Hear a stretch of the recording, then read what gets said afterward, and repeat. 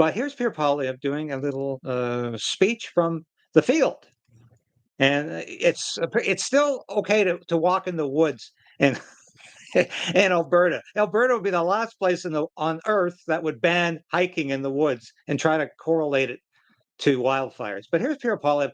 The by-election, folks, is Monday. Now, of course, I broadcast 10 o'clock in the morning. We're not going to have a clue in who's won for sure until later in the day.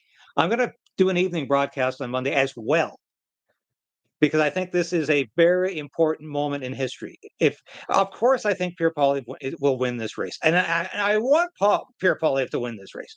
I think he's best in the House of Commons. And as I've said repeatedly, no, I don't always agree with Pierre Poilievre. I think he should be taking a tougher stand on equalization. He should be promising to reverse equalization. I think he should be taking a tougher stance on net zero policies. I think he should be taking a tougher stance on mass migration. But he's the best we have right now in the front benches of the opposition.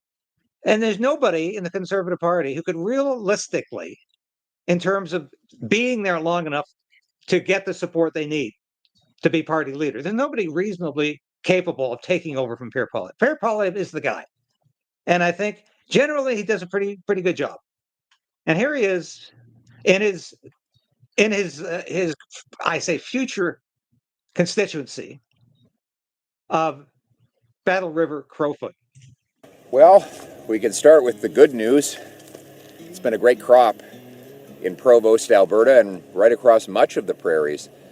The bad news, unfortunately, is that the Chinese government has hit us with another round of tariffs, this time 75% on Canadian canola seed. That's on top of the 100 to Beijing, and to Chinese seems to be thinking that it can walk all over the.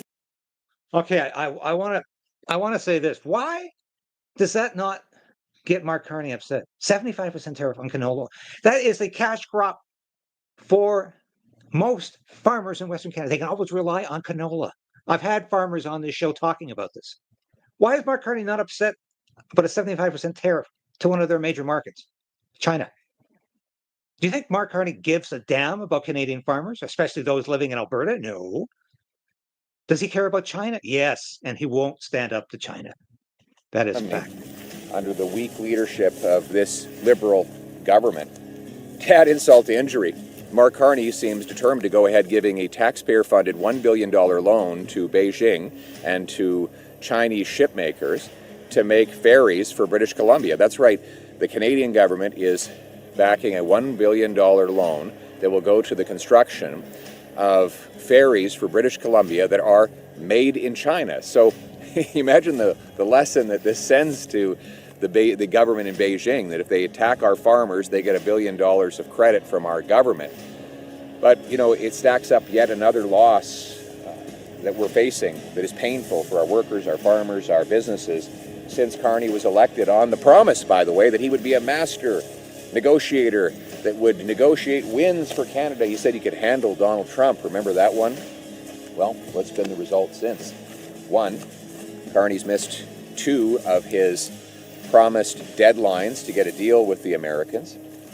Under that period of time, the president has actually doubled tariffs on Canada while the prime minister continues to back down, making concession after concession on digital services tax, on counter tariffs, getting absolutely nothing in return. Sounds like elbows down to me.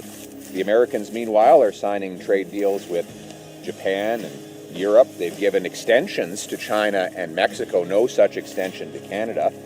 And speaking of other markets, well, what's happening around the world? Liberal ministers went down to Mexico, groveling for a bilateral deal. The Mexicans sent them packing.